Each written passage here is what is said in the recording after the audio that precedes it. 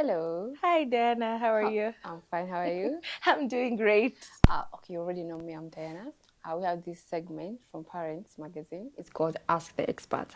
And if you're in this building, you are the experts. Hey, Karibu sana. thank you so much. Please tell us who you are. Who are you? Well, I am a jack of all trades, but my name is Dr. Karen Muthembwa. I'm also known as Dr. K. I am an obstetrician gynecologist and also the founder of Dr. K Foundation.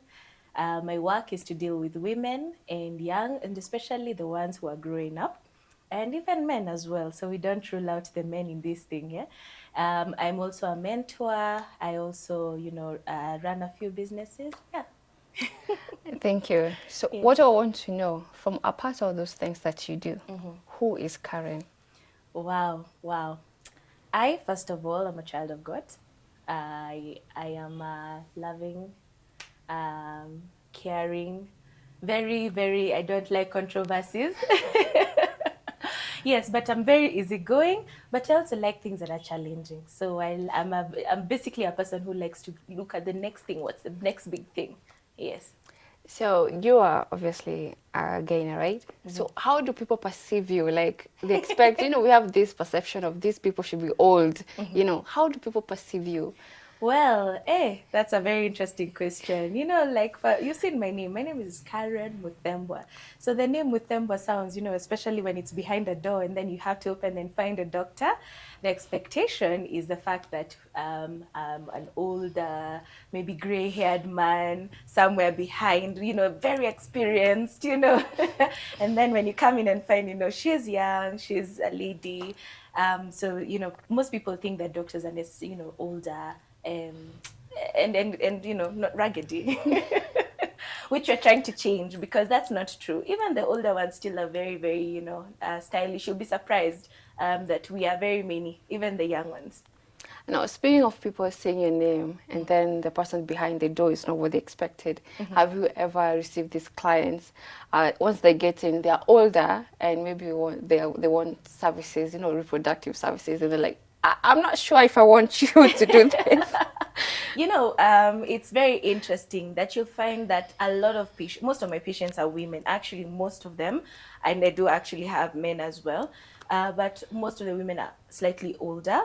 They might be my same age or older than me. And the older ones will come in, and yes, they'll be surprised. Maybe they find a younger lady, but surprisingly, they find it even more easier to talk to us about their issues.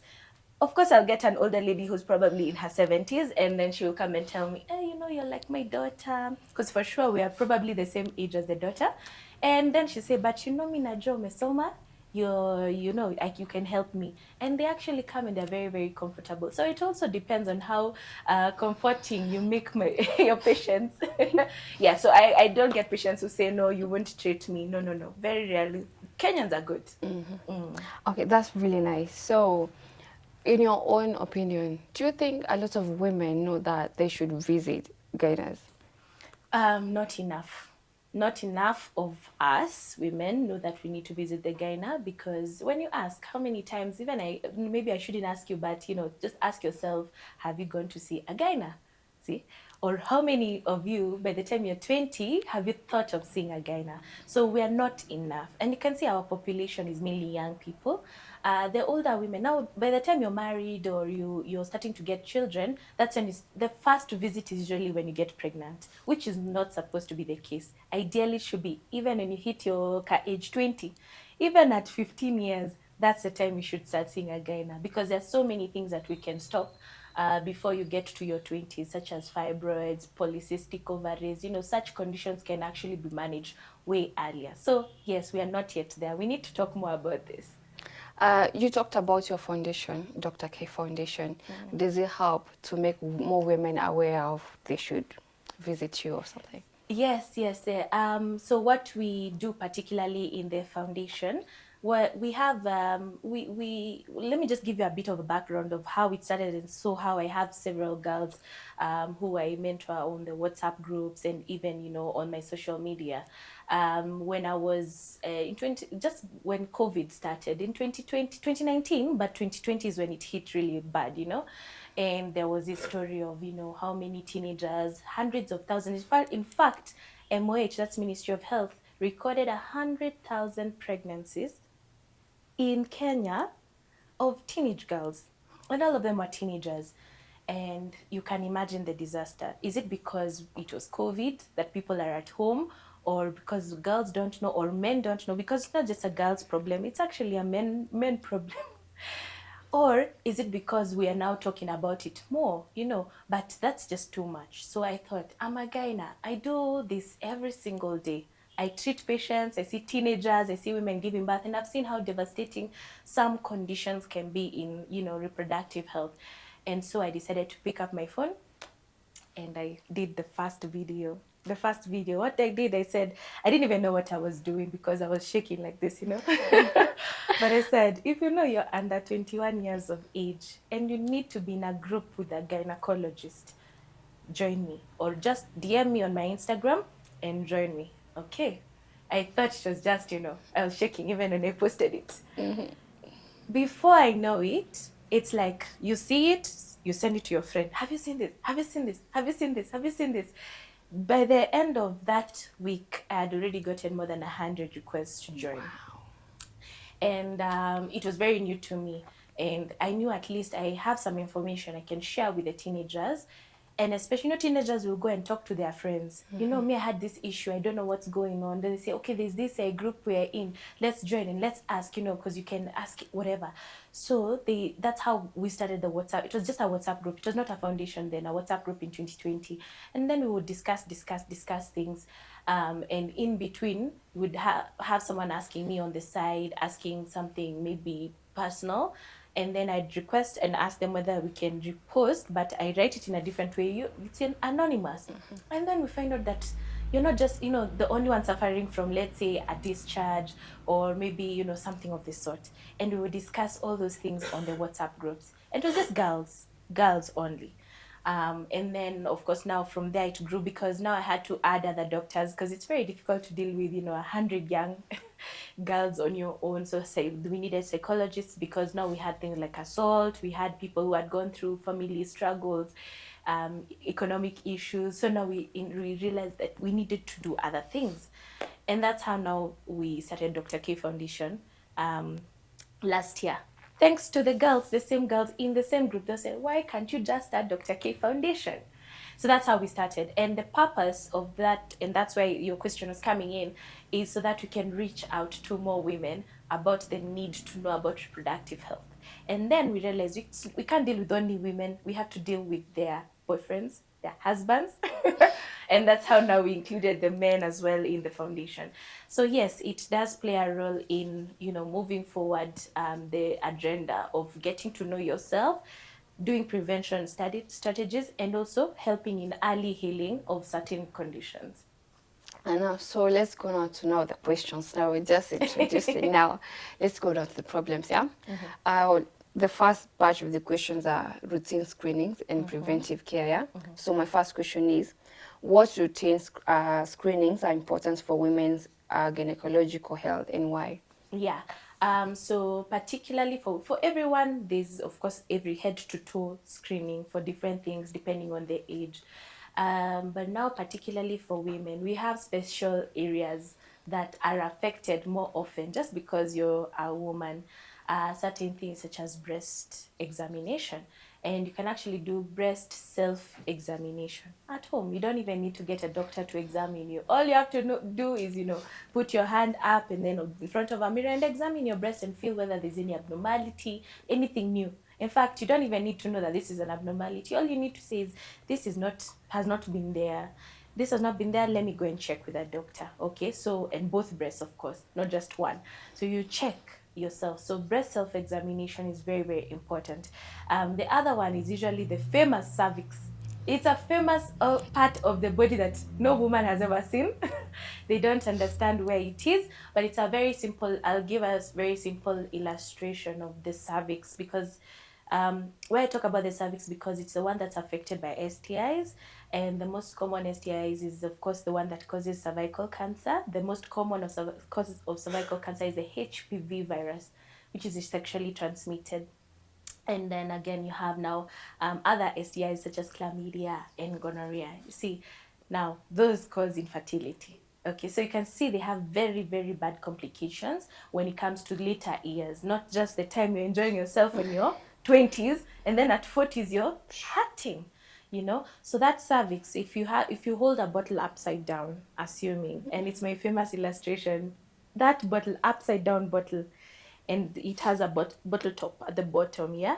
Now imagine the bottle is your uterus, the part that grows with the womb, with the baby, and then the part down there is called the cervix, the one that opens up so that you can deliver the baby. Now that bottle top, that cut off, is now the cervix, is what you call the cervix. Very little people have ever, you don't know how it looks because it's inside there, you can't see it. And that's the reason why you need to screen for cervical cancer. And some of the screening is pap smear. Can you imagine? Even my own assistants in the foundation didn't know what a pap smear was. It's And my I'm first guessing time even now. I've heard that today.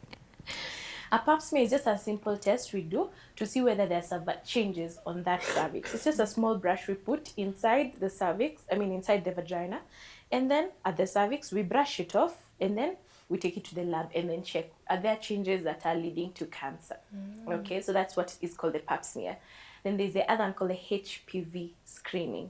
HPV is the same thing as what we do the pap smear, but in this case, we're not brushing anything. We just want to get a part, any DNA from that cervix that will tell us that there is already the HPV virus there. Even if there are no changes, at least we will know if the HPV is positive. Do we need to do something about the cervix, or do we need to follow up if it's negative? At least we say, okay, glory to God, HPV is negative, and then we can continue on with their lives. Yeah, but other things that need to be screened, I've talked about breast and cervical cancer. Women tend to also have other issues, like varicose veins, clot in the leg, and some of them can be caused because of just being pregnant and all those things. That's important for people to know that it's good, and especially when you're using a lot of medication, you have history of blood pressure, diabetes, and what, it may be good to come and get checked, especially when you have those varicose veins are veins on the thighs, and yes. And then the others are usually routine screening, the blood pressure, for diabetes. And then an early ultrasound would be very, very important. At least by the age of 25, I always recommend to get your first ultrasound. Why? Because fibroids start from there. You have polycystic ovaries that you might have developed when you are, having when you're young, but now they are not clearly visible on a scan by 25. It would be very important, at least by the time you're 25, get your first scan. It doesn't cause any harm. It's not an X-ray. An X-ray is different. You just don't do X-rays for nothing. Yeah, because of the radiation. My second question is, how often should women undergo key screenings like pap smears and mammograms, and why is adherence important? Okay, so let me start with the cervical cancer one.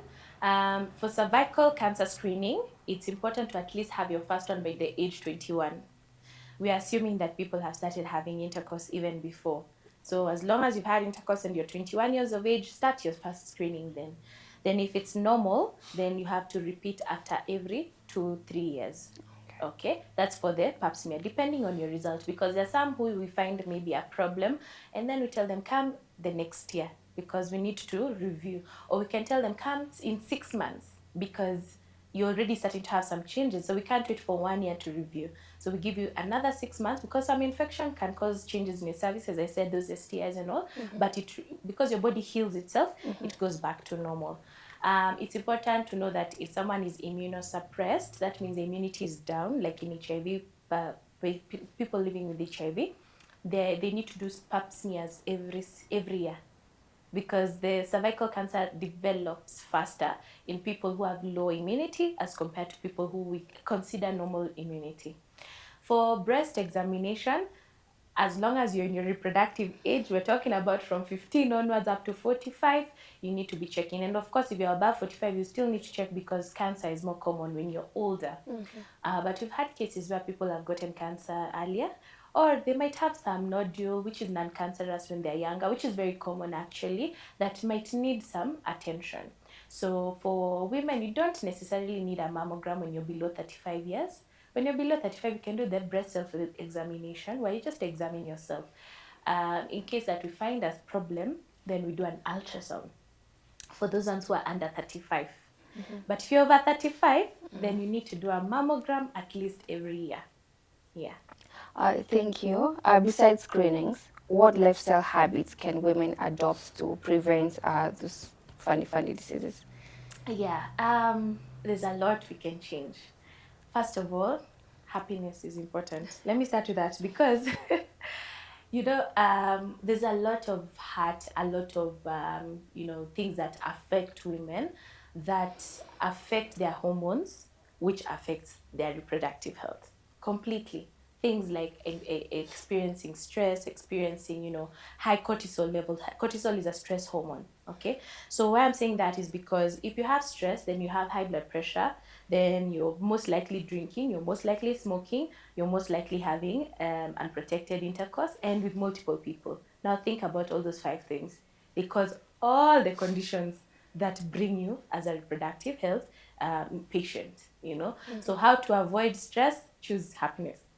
You don't just say, I'm gonna be, choose happiness. You don't just wait for happiness to come. Choose happy. You can choose to keep the right friends, and of course exercise, and exercise and keeping, choose a hobby that keeps you happy most of the time. So that's just one thing that most people usually forget to talk about.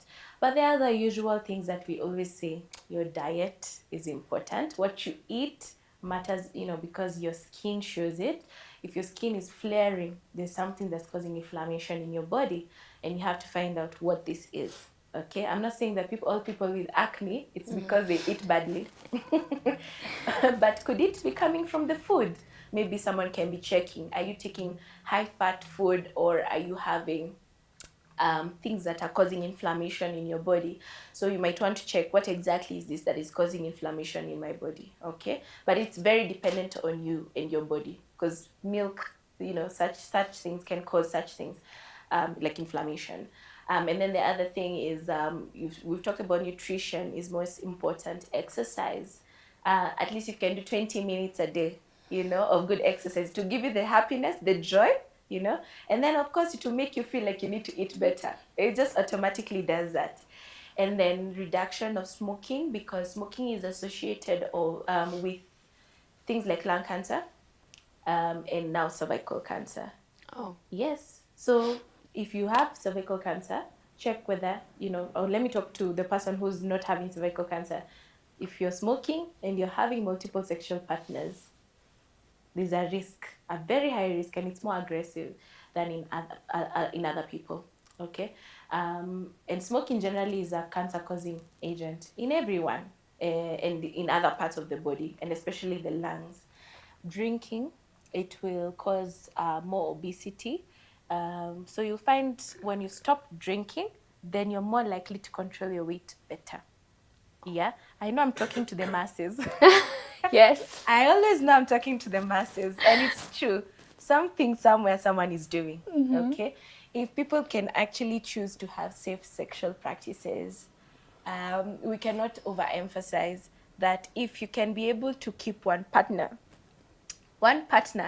at least, and even with that partner, use something to protect you from an STI and an unwanted pregnancy. Because STIs, as I said, they can cause future infertility, or they can cause, you'll have the STI forever. For example, HIV and herpes. And that means everyone you meet after that, they're at risk of contracting the disease, unless you talk to them, which is not easy to tell them, I got herpes, but it's okay, we can continue. It's not a plan. But it's important to know that some of these don't go away.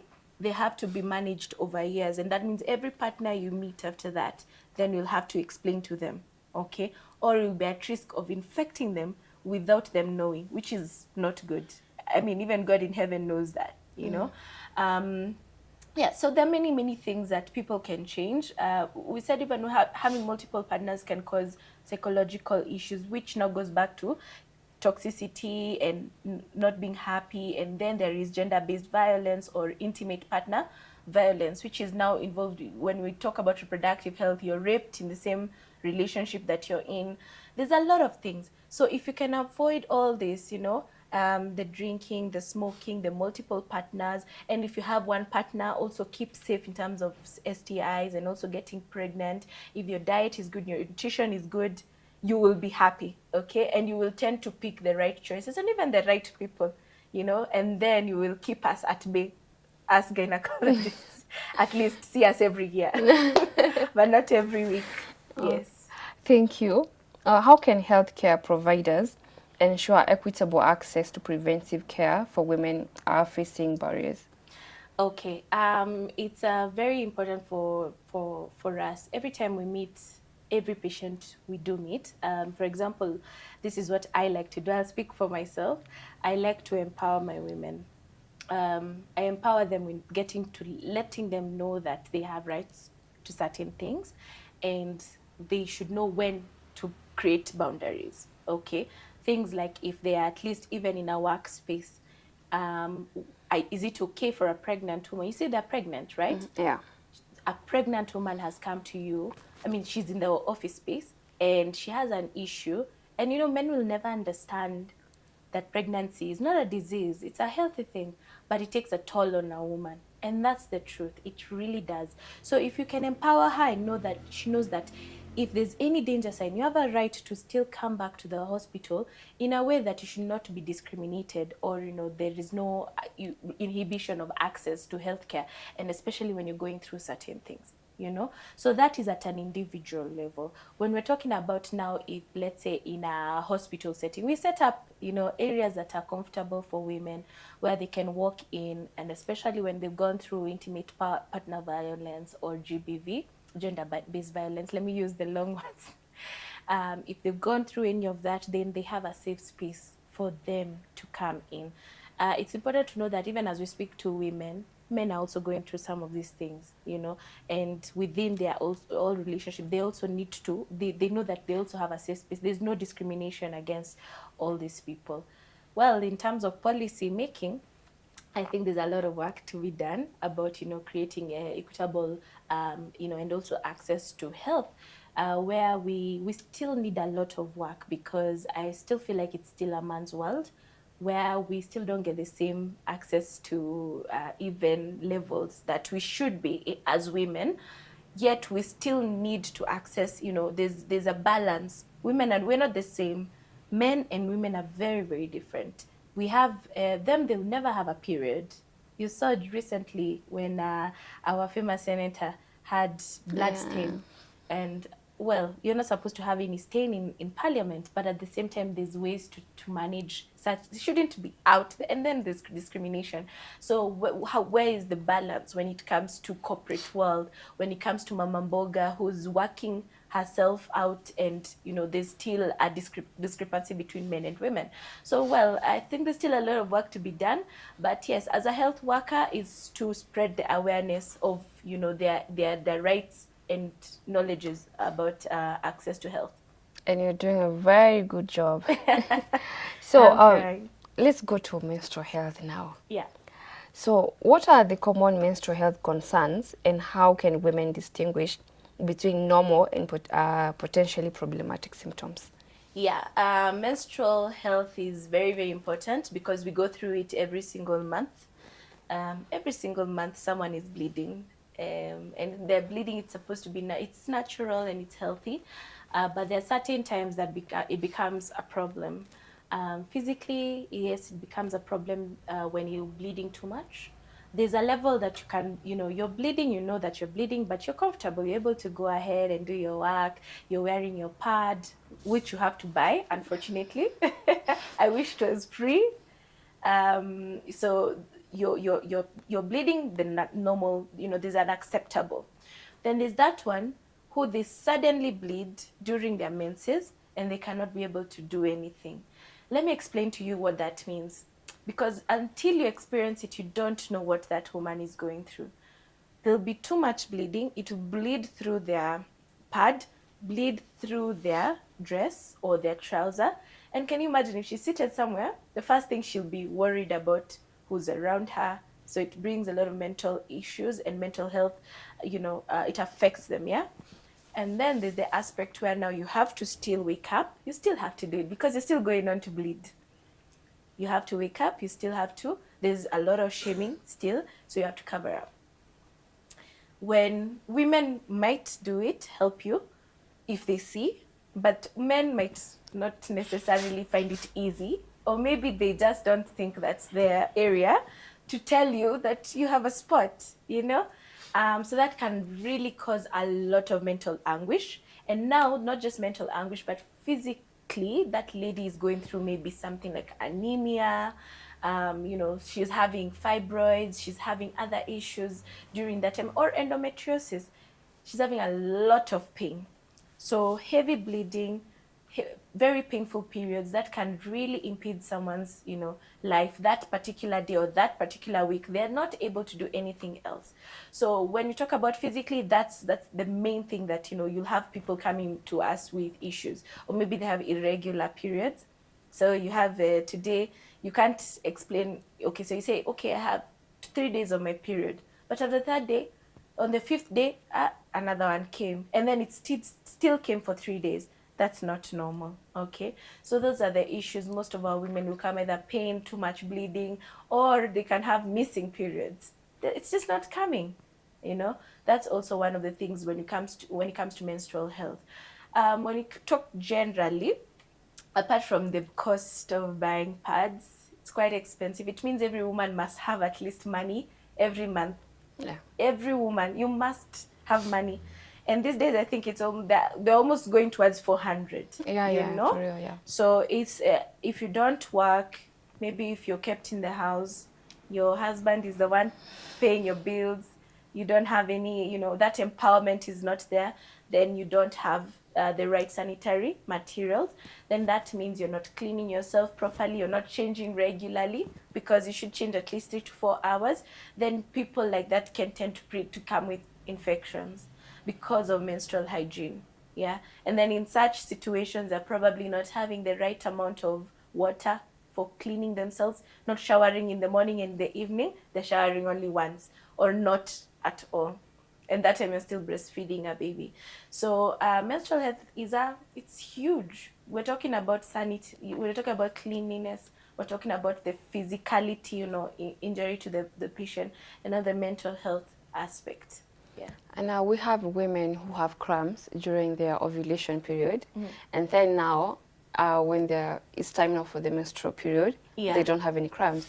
And then we have other women now who don't even know if any time when they're ovulating, they don't know. Yeah. They just, the periods are here. Yeah. What's the difference between those two women?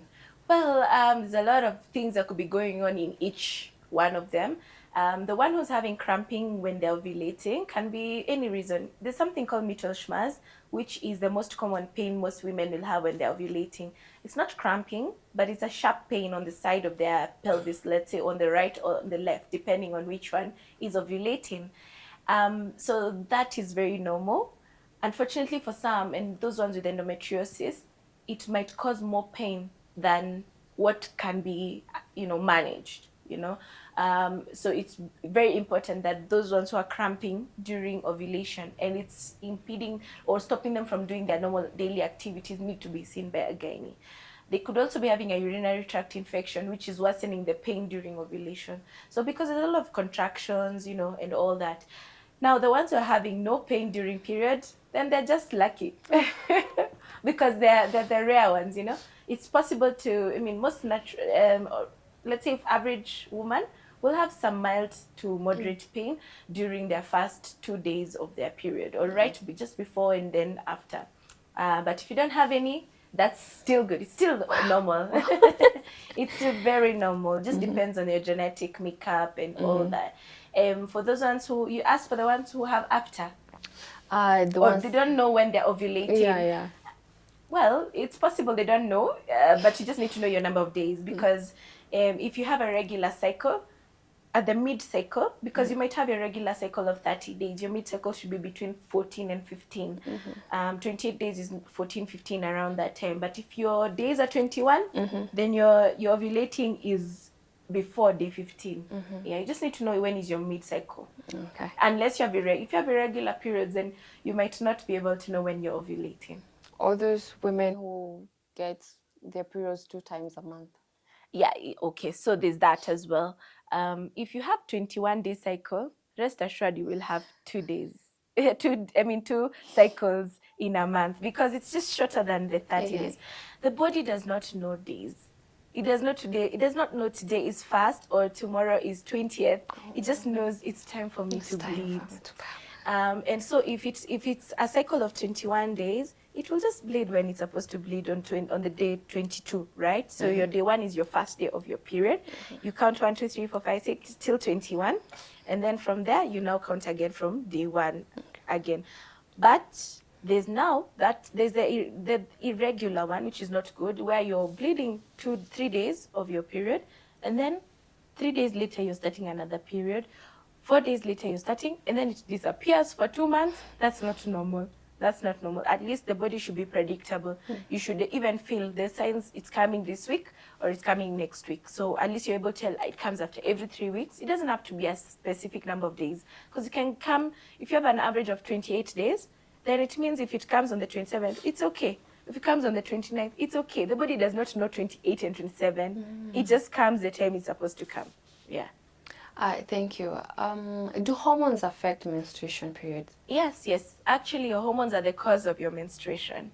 So you need to have a balance of estrogen, progesterone, and other hormones, which I'll not mention because they are they will be confusing. But there has to be a balance of such hormones.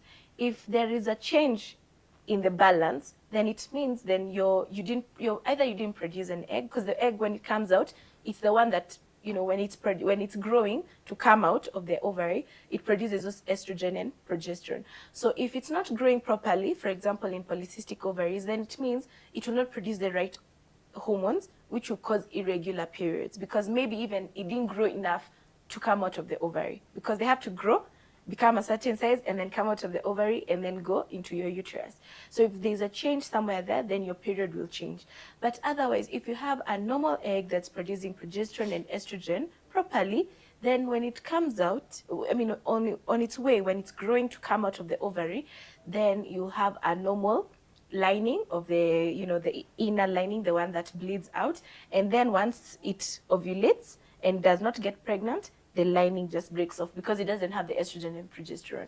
So that's where the understanding of how hormones work with menstruation. Yeah, you can tell me a lot from just your menstruation. Yeah. So does the color of the blood matter? The color may change. Blood is, when it's fresh, it's red. When it has stayed somewhere for a while, it's black, because it has oxidized. It has iron. If you did chemistry, there was iron. Even I don't remember everything, but some of them, there's iron. When you put iron metal outside, it rusts, right? It becomes iron oxide. Something of the sort. So when it's out there, so the blood contains a lot of iron. So if it stays somewhere longer, it now becomes, it becomes either, first of all, if it's, let's say, in the GIT, in the gullet, when you swallow, there's things, you have acids and all that break down the blood, it becomes black. So if you have ulcers and they're bleeding, and before they get to your poo, like the blood gets to your poo, the poo becomes black because it had red blood at some point. I hope that makes sense. So the same thing, menstrual period, when it's fresh, it will be red.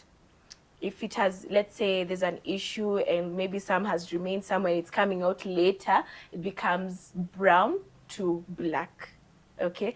So it's important to know that if it sustains to be, like when you're finishing your period, it's normal for it to turn a bit brown, because it's just the last one, the remaining, that's coming out. Yeah. There's some, of course, that if it shouldn't be, dark, clotty, if you have too much clothes and means you're bleeding too much, that is something you need to tell your doctor. Thank you. What tests do you recommend for irregular or painful periods, and when should women seek medical evaluation? Immediately. Don't wait for it to become a big deal. And it takes only 2 months to get to know that your period has changed from its normal. You'll see this time maybe it took another 2-3 weeks, which is not normal. Most of the time, you have to check for pregnancy. If you are sexually active, the only one reason that can cause you to miss your period is what? You're Pregnancy, pregnant. and that's normal. But if you're not pregnant and the second month it still does not come, then there's a problem somewhere, either with your hormones or something is just not right.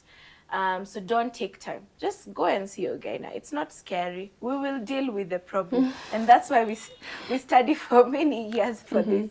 Yeah, for just that one area. Yeah, but for painful periods, most of the time for most people it could be because of something, a change in your body, either environment or because of stress. As I said, you need to be happy. Yeah. We need to choose because it can affect your periods. So if you have any of that, maybe you're stressed, you're being beaten, or you're overeating, or you're not eating because you're starving yourself because of weight, because of what people have said, then you have missing periods. So if you have any of that, most likely it's a hormonal thing or it's something you change in your environment. We are able to return your periods with hormones, which are still the same ones in your body. So it's not necessarily toxic things that we are adding. But most of the time we can reset it even naturally when you stop doing some of the things that you could have added to stop your period. For pains, we manage with painkillers. But if they're too much, then we need to investigate for something called endometriosis, which is something that people get so long, take too long to be diagnosed. Tell us more about endometriosis. Well, endometriosis is one of the most devastating conditions that women have to endure, some women who have it. So what happens is that you have the endometrial lining, the lining inside, the one that has period. That tissue is found in other parts of your body. So for example, you can find it on the ovary, you can find it on top of the uterus, you can find it on top of the gut. Gut is your intestine, or you can find it anywhere. You can even find it growing in your nose, okay? Anywhere. It's like TB can be anywhere. It's like a cancer, but it's not a cancer. So when it grows there, what happens is that whenever you have it responds to hormones, the same things we say, estrogen and progesterone. So whenever you're having a period, it means these areas are also having a period. Oh my God. And so you bleed in the abdomen, you can bleed in the lungs, like my friend Jambi. Yeah. She had to go and get, a part of the lung fixed. So it's a very devastating condition because it means every month you know the pain that you're going to experience, you know the bleeding you're going to experience, and you know how bad it's going to affect you. It even instills anxiety. Okay, so it's a very, very bad condition that unfortunately is discovered later, because when the tissues are small, they might not be seen on any scan. So you're saying pain, period pain, but there's nothing we can see. Okay, and it also becomes very devastating for us health workers when you can't find the problem. Sometimes you're saying pain, but you can't find the problem. But now we have minimal access surgery where we use keyhole, we use like cameras, we put them inside the abdomen, we look for those tissues inside the abdomen. That's the best and only way we can confirm that you have endometriosis, okay? So, but before you get to that point, it takes a long time, yeah. So that's why most people will complain they did not get diagnosed early. They've been suffering for a long time. There's no really, there's management, but sometimes we may not be able to remove all the lesions as we would like. I've had a girl in my foundation who said also she had her uterus removed. It's very devastating, yeah. And it doesn't mean that also when we remove something that we completely eradicated the tissues, yeah. So yeah, that's what about endometriosis, and it affects many women and they don't know. What's even the cause of it? We also don't know. We just have theories.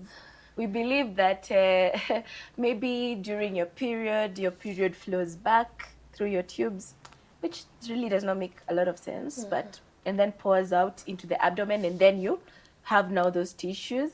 We believe that maybe the way you are developing as a child, some areas had, you know, because you have different development is very complex. It's very complex, but what makes the nose, what makes the ears is usually at a certain point. What makes the endometrium? So does that mean that that part had some cells which moved to those areas where it now developed the endometrial? You have endometrial tissue where it should not be. You know, so there's a lot of belief of what could be the cause, because you can't predict who's likely to get.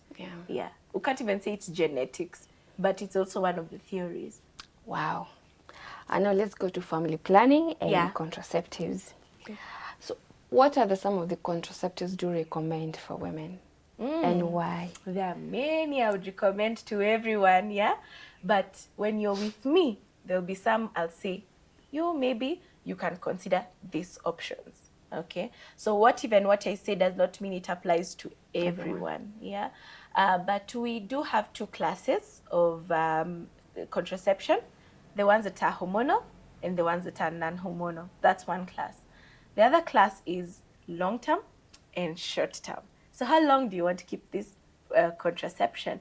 Maybe you've just given birth and you want to wait for 2 years before you can try the next pregnancy.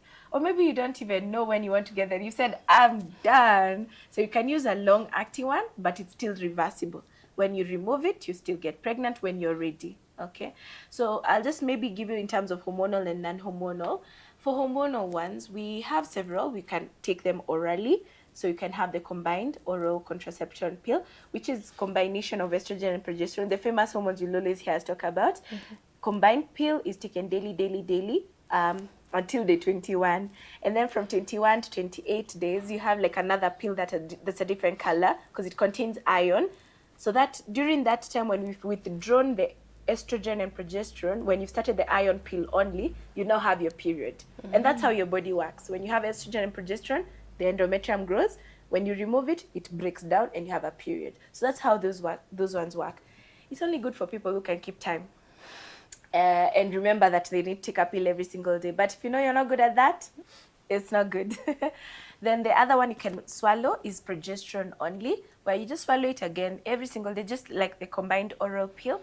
And it's also good, but it's not as strong as the combined oral pill because it's only progesterone. It's good for the ones who have delivered and they're breastfeeding. So they're breastfeeding, but they're taking the progesterone. They cannot take the estrogen because estrogen causes breast milk to stop coming. So it means you cut off your baby's lifeline. Okay, so that's to people who actually have just given birth and they want to use. Don't use any medication that we have not told you to do, because that's what happens if you take combined oral contraceptives. Then for another hormonal is the one we put like an implant under your skin on the non-dominant hand. Like now mine is left, I write with my right, so I would put it on my left hand.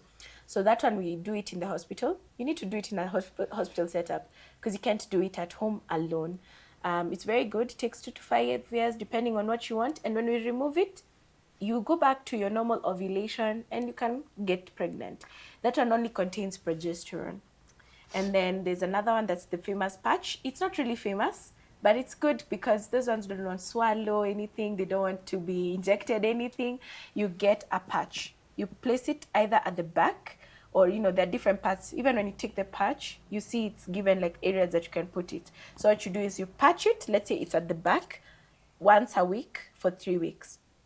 So every week you have 3 patches. One this week, then you switch even the location of where you had put it to another part the next week, then the 3rd week. The 4th week, don't put. Why? Because we are withdrawing estrogen and progesterone so that you can have a period. Good.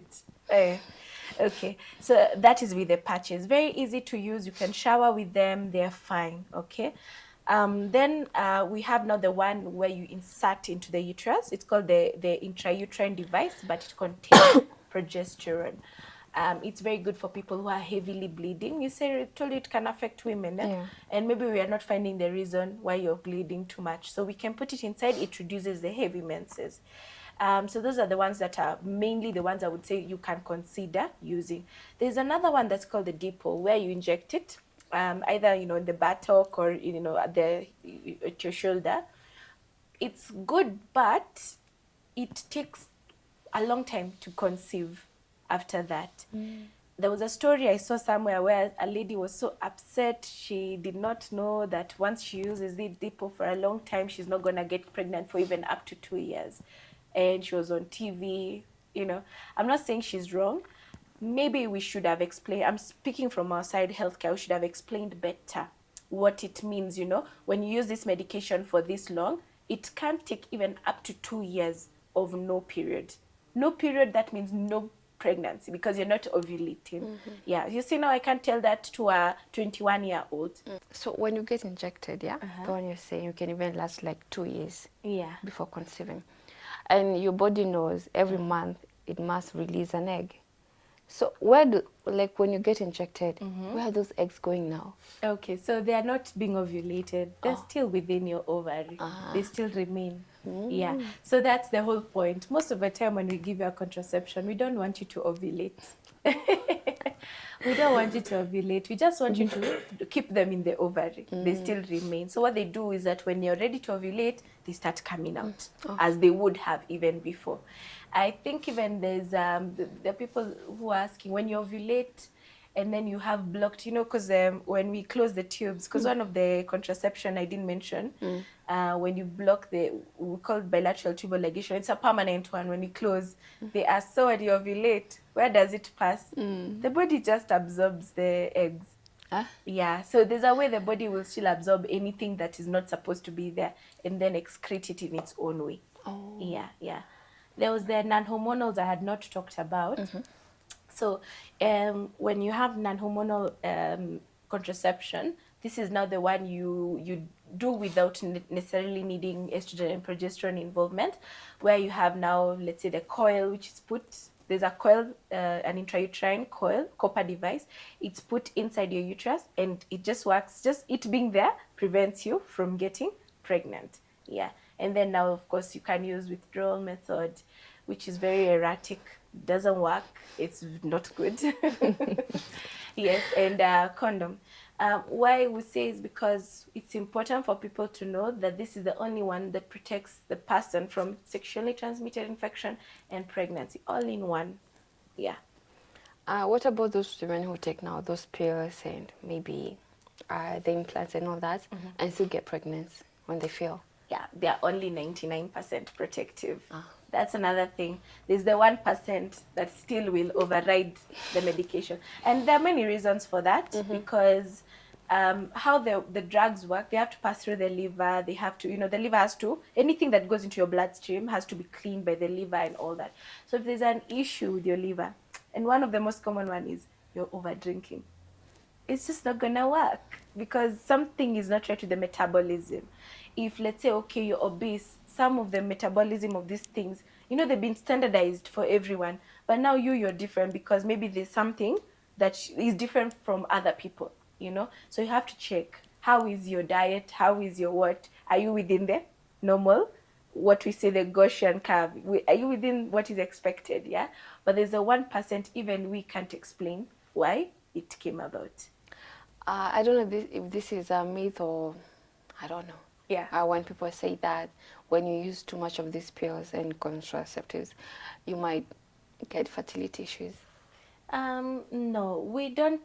What we do is that whenever we give any woman any form of contraception, we tell them, like the oral contraceptive pill, you will get pregnant immediately. The one I said, deep. If you do the one injection, the one for every 3 months, fertility is gonna take longer before you get. Why? Because whatever it goes to do, it goes and blocks the ovulation, and its work remains for a while, and until we tell you, you will think that maybe now you're infertile, but it's not necessarily the case. Your eggs are still there, your ovaries are still there, your uterus is still there. So it's not necessarily true. I mean, it's not true to say that contraception will now make you infertile unless it's a permanent one, and that we're talking about vasectomy. Vasectomy will not conceive. That's for men. When you do vasectomy, you're not supposed to get babies after that. Well, of course, you need to hold off from sex for at least even 3 to 6 months for all those sperms to leave your system. Yes, or use a condom again. Or she uses the contraceptive during that time. But after that, they should be clear. If you do your tubes, if you we close your tubes, then you're also not likely to conceive. But again, I said, God does things that even us, it shows us that there's still another power. Can still make you pregnant. Let's go to pregnancy. Okay. Why are people infertile? Oh, there's so many reasons why. First of all, we only diagnose for infertility if someone or a couple has been trying for at least 1 year. So trying, it means you're together for at least 2 to 3 times a week. You're having intercourse every 2 to 3 times a week for 1 year. Why? Because you cannot predict when you're ovulating. Sometimes you're not able to know that when you're ovulating, when you're not. Because of stress and all that, sometimes even ovulation might not happen for that month. So we give it a time. 1 year, try. Guys, go try for 1 year. If it doesn't come, then come back, we examine and find out whether there's another issue that's preventing a couple. Um, Most people who are above a certain age, above 35, and of course, both men and women, just because of the age, then you're not necessarily ovulating as you should, and you can develop now issues with getting pregnant. And then, of course, if you've now beyond 6 months for 35 years and above, we tell you come back. We don't wait for the 1 year because, again, we only have 5 more years to try for pregnancy. But now most of the other things that most couples will come with, and you'll be surprised. Most of the time, and sometimes we need to check the man first. Because infertility is not the woman only, it's the couple. 40% will be the man. So it's important to first test the man because it's a simple test. All we need is your sperm. That's it. But when you check for the woman, you have to do so many things which are invasive. So the easiest thing is to say, okay, is the man okay? They're okay. Or, well, they're not okay. Then we say, okay, is there something we can do about this condition? Then once we are done and we've removed the calculation for men, we now go to the woman and ask, okay, what could be the problem? Is it because now you have blocked tubes? Is it because you're not ovulating? Is it because you don't have a uterus? Because you could be having a deformity that was not recognized earlier. You're not having a uterus.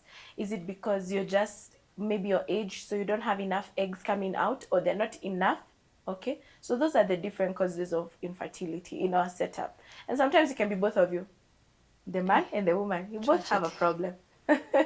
I heard there was a woman. I went to the hospital and she was told that she couldn't get kids first. Yeah. And then she was told that I don't know, it's ovum or whatever.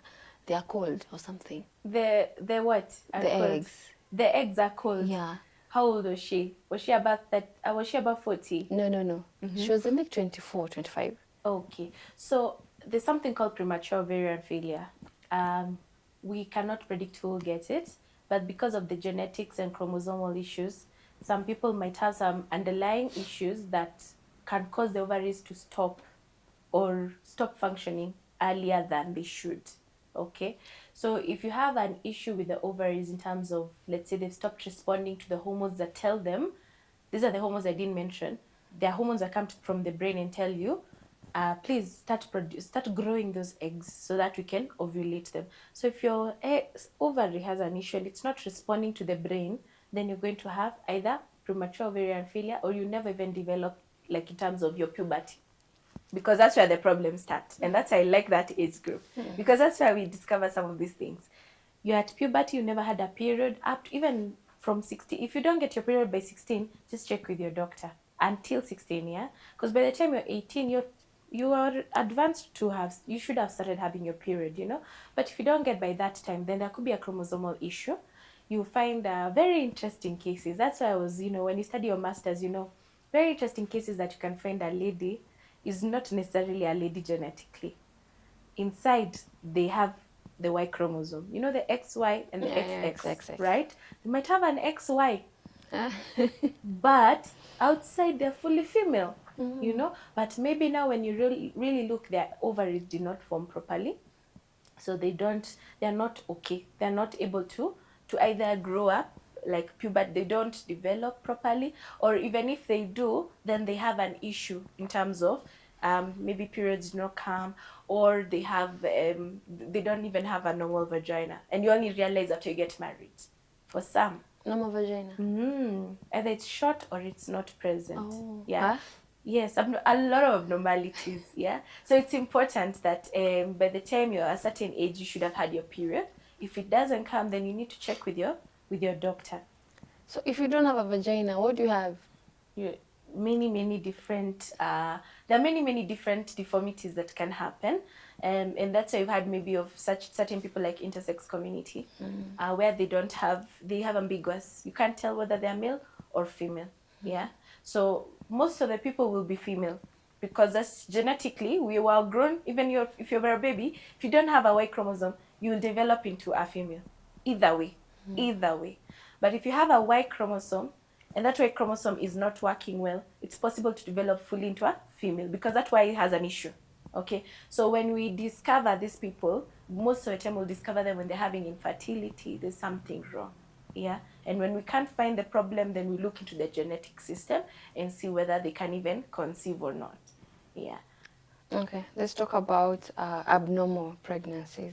What are the causes? Wait, there are many abnormal pregnancies, abnormal issues. I mean, issues with pregnancy. Either you mean with the baby or with the mother, or with Both. both?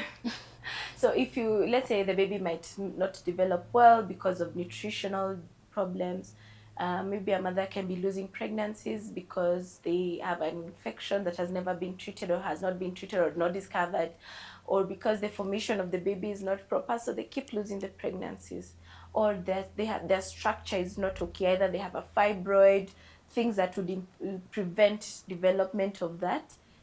The cervix also, if it's weak for some reason, then you keep losing because the cervix keeps, you remember it was a bottle top, it just opens and then you lose the pregnancy even when it's a healthy pregnancy. Other problems that people get is bleeding during pregnancy. Let's say if you have placenta previa, that's something called the placenta, it's just down there. So every time you're contracting, because the uterus has to expand because the baby is growing, then you have bleeding. There's a lot of issues. Diabetes in pregnancy, blood pressure in pregnancy, all those have different causes. But as I said, the things that should prevent problems is first to be prepared for the pregnancy. And preparation is you first visit a gyna or an obstetrician before, we are both obs-gyn, before pregnancy. So before you get pregnant, go with your father of the baby, talk to your doctor, tell them we are planning to get pregnant, what do we need to do? Now in that case, then we start you on your folic acid, which is the most important nutrient in your first few months. When you do that, when you use folic acid, it prevents abnormalities with your baby. If you have issues with your blood pressure, we manage it. We change some of the medication that could be harmful to the baby. If you're diabetic, we manage your blood sugar before you get pregnant. So you see the importance of actually visiting the doctor before. And then during pregnancy, we monitor you if we know that there's a likelihood of developing a problem. What about those pregnancies that don't get to the uterus? They're in your Ectopic. oviduct, yeah. Yes. You know the oviduct. Yeah.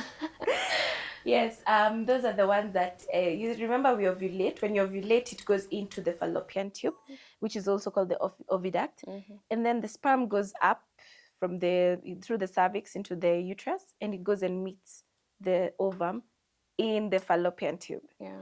So what happens if you have any blockage of that fallopian tube? Remember, sperm is smaller, so it crosses. But now when it meets with the egg, it becomes bigger because it's growing into an embryo. But the blockage is still hapo mbele. Sasa ikuja ipate the blockage. What happens? Then it cannot pass and it continues to grow in the fallopian tube. And that's how when it grows, it cannot stay in the fallopian tube for too long. It's too small to hold that pregnancy. It ruptures. And that's how you get an ectopic pregnancy. Very dangerous condition if not managed early because you bleed. That small tube has blood vessels. And you can bleed completely. So it's important for people to plan for pregnancy so that we do the first scan early. We know that it's in the uterus, not in the tube. During the delivery of the kid, why do women sometimes hemorrhage? So it's called postpartum hemorrhage. It's the number one cause of death in pregnancy. They bleed because of many different things. The most common is if that uterus does not contract well. After delivery, the uterus is huge. but it's supposed to contract. It's supposed to come down and become like a big ball, hard ball, so that any blood vessel that was in between when it was bigger, when it contracts, it blocks those blood vessels. So at least you stop bleeding. So that helps in stopping the bleeding. Unfortunately, because of different conditions, that uterus might still remain like this. And when it remains like this, the blood vessels in the muscle, these are muscles, in the muscles still remain open. So they bleed. And someone can bleed to death. Okay, so there are many different things that you can do to contract it. Either use medication or go to theater. Then the other thing is if you tear, you bleed. If the other reason is if we leave the placenta inside or other tissues remain inside, that can also cause you to bleed. And then the fourth thing is there are people who have conditions that blood conditions that cause bleeding. Let's say you bleed easily, then you're likely to bleed during delivery. Yeah, it's something that we as gynecologists we are very well trained about, but at the same time we cannot predict who will get. We can only treat every patient as if they're gonna get it, but since it's a number one cause of death, we manage it immediately. We are very vigilant about postpartum hemorrhage.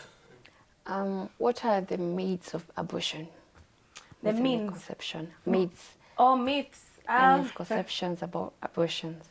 Well, I may not know all of them, but I think people think, first of all, abortion, the name abortion is people use it badly. Oh, okay. Because they believe that abortion is the bad abortion, like you're going to kill a pregnancy. Yeah. Because that's what you were taught when you were younger. All of us, you're told, we umesikia ule alifanya abortion. Because that's it is a medical term, and somehow everyone has just killed it. But abortion does not mean that it's the illegal abortion. So we've changed sometimes to say miscarriage, but that miscarriage also, the word also inatukanganya, because for us miscarriage is when the pregnancy is a bit bigger, so it doesn't give us the allowance of the smaller ones. Okay, so abortion is any pregnancy loss that has occurred before the pregnancy is viable. Viable, it means kanazaishi. So the pregnancy can be even at 20 weeks and they lose the pregnancy. That's still an abortion. Okay, if they are 15 weeks, they lose the pregnancy, then that's still an abortion. Unfortunately now, of course, now the name abortion has been spoilt, but we still need to tell people that abortion is not necessarily the illegal. Illegal is where you go and remove a pregnancy without the rightful recommendation that the law of Kenya allows. Let's talk about this one. I get pregnant right now. Yeah. I'm not ready to be a mom. I don't want that kid. Yeah. I go to Marie Stops. Yeah. Get it done. What happens to my body after that? Well, so a lot of things, because your body was having hormones. Now you have pregnancy hormones, and then suddenly you don't have them. Yeah, that shift can put you in depression because of just, hormones can do a number on women. Yeah. Try you before your period. You have premenstrual, and your mood swings. Now imagine that sudden shift. Then you can have issues with your mental health. And to add on to that, just losing the pregnancy can really mess up someone's thinking, thought process, and can stimulate psychological issues and even put you in a psychiatric condition, right? When you also deliver like that, like in an actual institution, there are probable reasons as to why we would be allowed to deliver or terminate a pregnancy. Okay, it's good for people to know there are only specific times. Anything out of that is not legal. Okay, it may not go with what I believe or what somebody else believes. But according to the laws of Kenya, they've given this is the only time we allow it. Let's say if I'll give you the reasons why. The first one is if you have an issue that will kill you as the mother. Now the pregnancy is causing the death of the mother. Which one will go? It has to go. It's not fair. It's not fair to the baby, and there's nothing fair, but it's gonna kill her, and it's gonna kill her and the baby Anyway, yeah. So things like high blood pressure, you hear maybe they had to deliver too early because the pressures were too high. She's gone into kidney failure, surely. Okay. Then the other thing is if the baby has severe malformations that they cannot survive. Okay. That can also be a reason as to why you terminate a pregnancy. Because when you keep it longer, it only causes more harm to you and also to the baby. Okay. If you were raped, yeah, and somehow you missed the medication that you should have gotten and you get pregnant, that because of that baby, that in the laws of Kenya can allow. Okay, so there are different things. Incest, those are other things that are written, but yeah, that could also be a reason.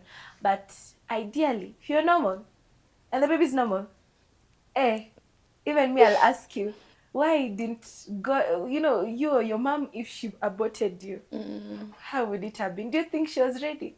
Nobody is ever ready for a pregnancy. Nobody. Nobody. I There are women who have gotten, okay, they've aborted like more than 3 kids. It's Yeah. not that like they had any problems with the Yeah. uterus or something. Yeah. Can they get pregnant again? The way they're getting pregnant and still Oh. aborting, they'll still get pregnant. It's possible.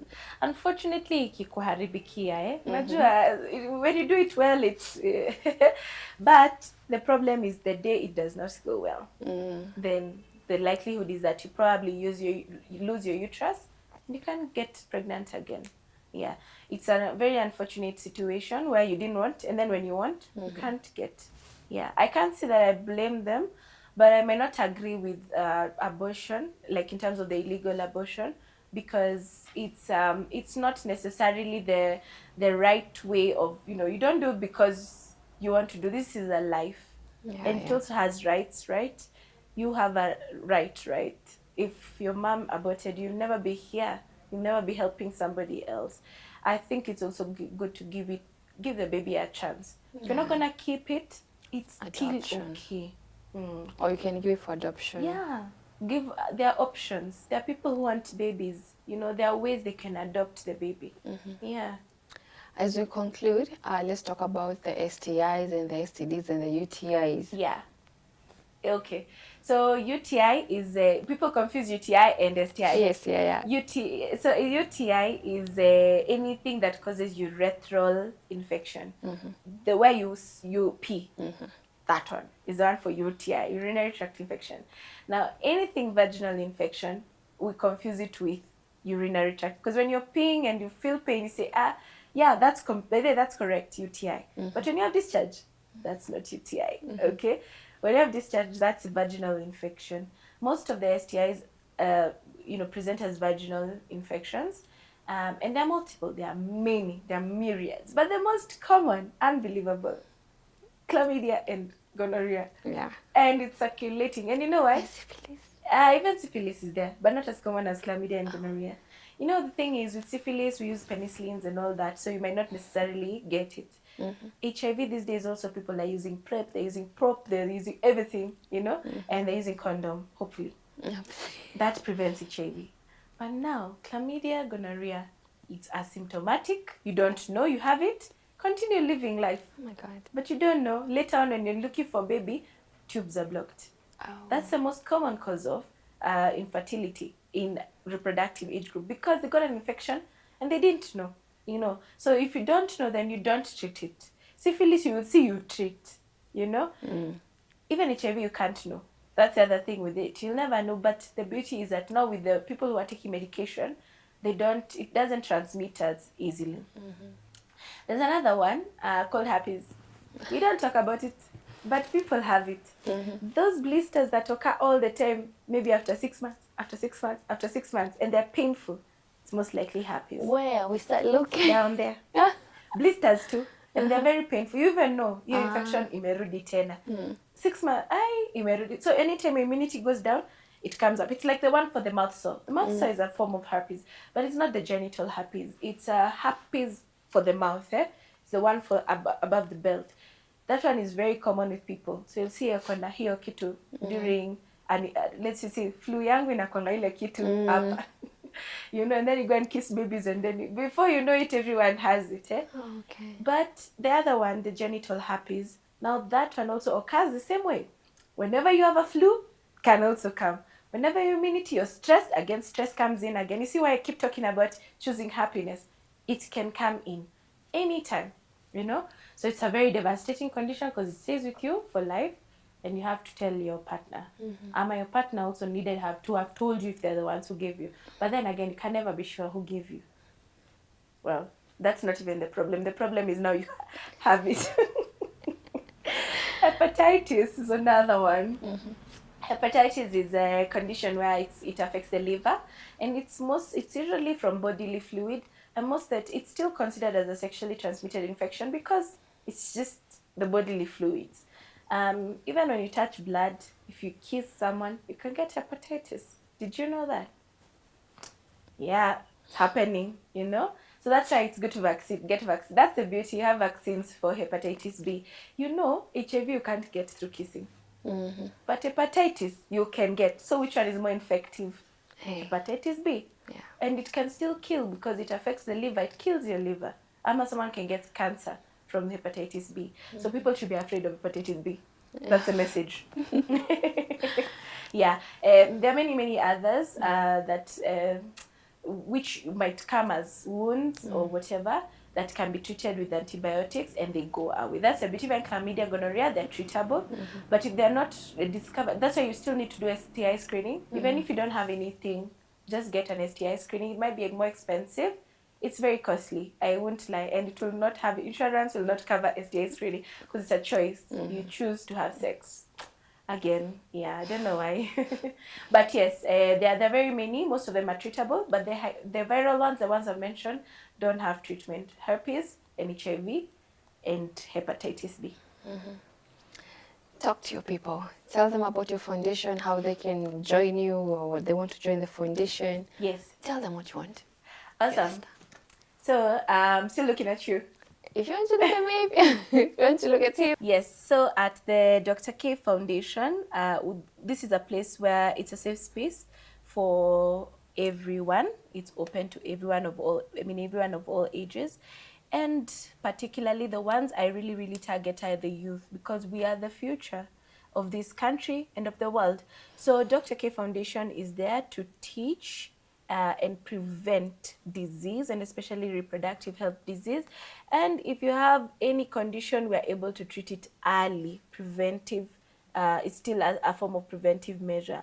The other thing we do is we enlighten, we encourage, we empower women like you. And not to forget also the men. We still have the men as well in the foundation who take part in promoting reproductive health services. We do activities like picnics, like meetings, conference, walks. Like last year we did have a walk on the 28th. Actually, we did it on the 27th of May. And yes, please, if you want to join us, you're welcome. We are on Instagram at drk_foundation. And then you can also find me, K Muthembo, and then you'll see Dr. K Foundation there as well. And everyone is welcome. You can partner with us also. Just reach out to us on Instagram.